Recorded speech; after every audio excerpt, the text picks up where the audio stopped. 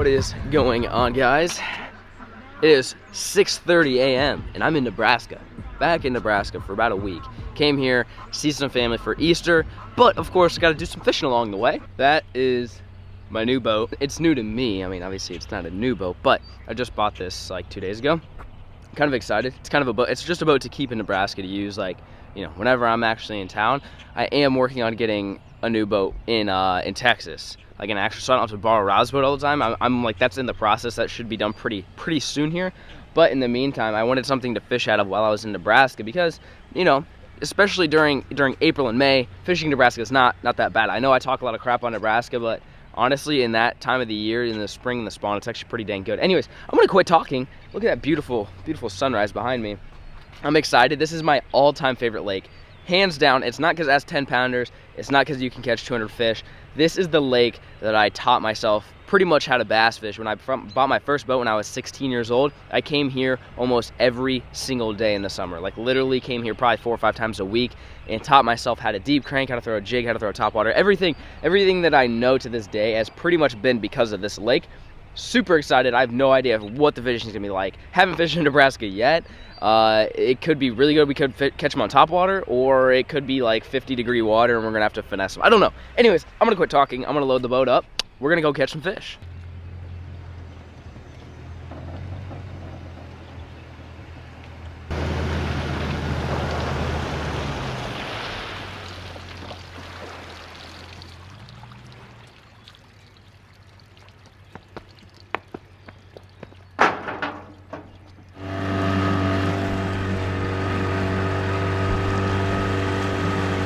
All right, folks, here we go.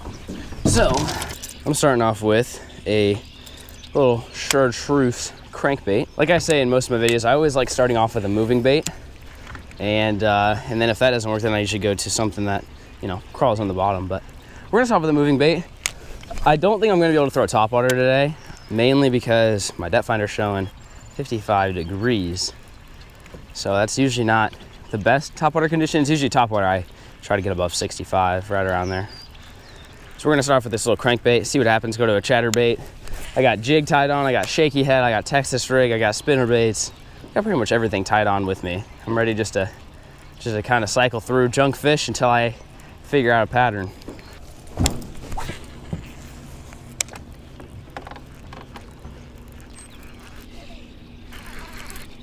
Is that a fish? Oh, I think I have a fish. Oh, I do. Oh my gosh, that was so surprising. I did not think that was a fish at all. He ate it so soft. Woo! There's the first one. That didn't take too long. That was like my probably 5th cast in. Little chartreuse crankbait action. They didn't eat it all that well. I mean, he just kind of swiped at it. So we'll see if I need to stick with this or go to something a little bit different. But for now, I mean, it's catching some fish. Right there, my first Nebraska brood of the day. Jeffrey, see you later, buddy.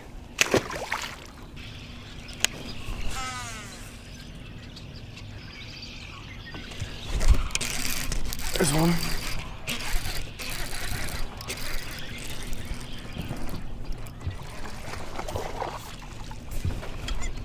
Jig fish. Switched it up, moved off those rocks a little bit. Got a little piglet, a little jig fish to bite. See, buddy?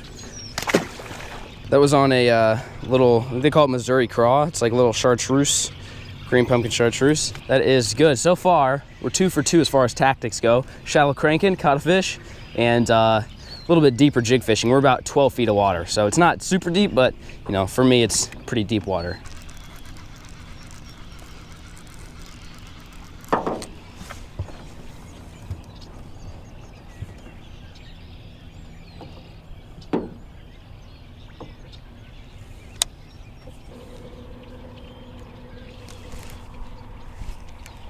Just dragging this jig along these rocks. That's a big fish. What the heck is this? No, it's not that big. It's not that big. It's a bass though. The heck, this thing is swimming so funny. It felt huge. That's a good fish though. Look at that. That's a freaking chunker right there. I don't know. Like I said, I don't know why he felt so heavy when I was bringing him in. He was kind of twirling around. All right, Hank. See you later, buddy.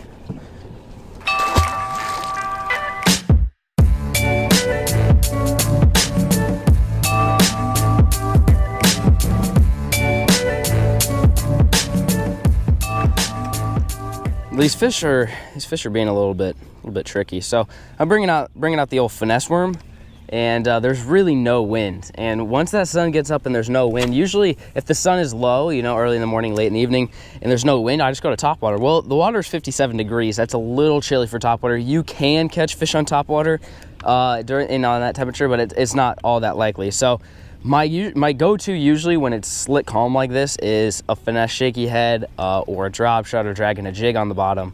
And these fish are just playing a little tough to get once that sun got up. So I'm gonna try this little shaky head. There's a little bit of a rock bank here, and just see if any of them are kind of pulled off. I'm in 12 feet of water, so we're gonna try a little bit deeper. I think since that sun came up that they might have moved off the bank like they were up on there this morning. So we're gonna see if we can catch a fish here, and then I think I'm gonna might make a move. Might make a big move.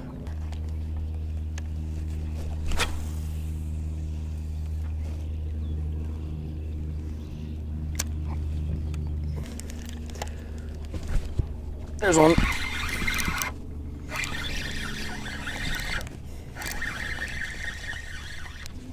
That's a good fish, I think. Oh yeah, that's a good largemouth. Ooh, baby. Little guy. Hey, little guy.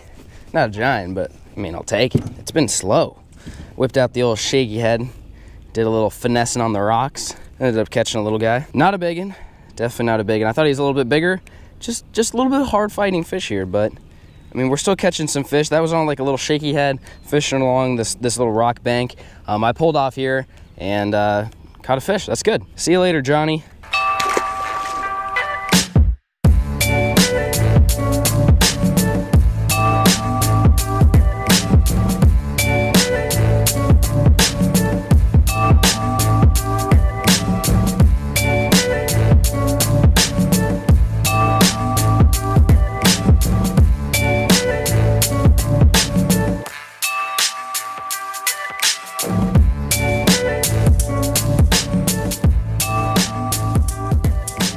All right, so I've made kind of a big move. I went to the far, complete opposite side of the lake. What I've noticed about this lake is it's about split in half with this bridge, and on the north side of the bridge, it's like, I don't know how well you guys can see this, it is straight chocolate milk, like dirty, which is what I'm used to. This is like normally what this lake is like. On the south end though is the clearest I've ever seen it. I mean, it's like drinking water clear. And I think that's why I was having a difficult time catching a lot of these fishes, because I was throwing a chatterbait, which is not a super good bait for clear water. Any type of moving bait with no wind is usually not good in clear water. If you got wind, you're gold. But if there's no wind and it's clear, you're pretty much stuck to like slow moving finesse baits and jigs. So I moved up here where there's dirty water. I have no idea. This could be a complete disaster. There could be absolutely zero fish up in this dirty water. I'm gonna flip a jig and throw a chatterbait, and we'll see what happens.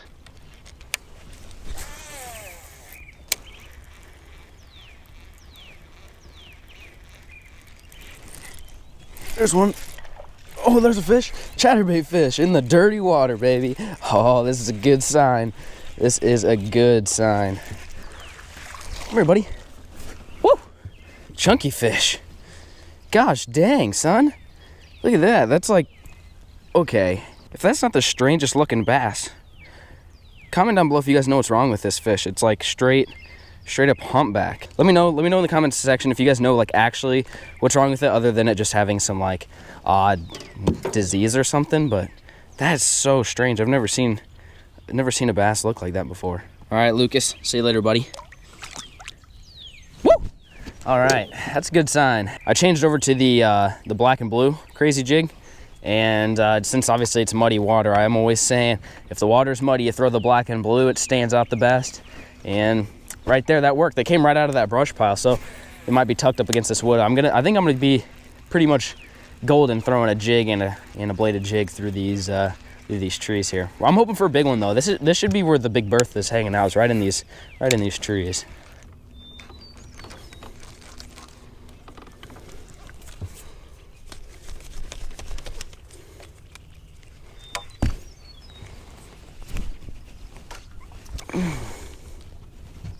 Well, that's how you do that.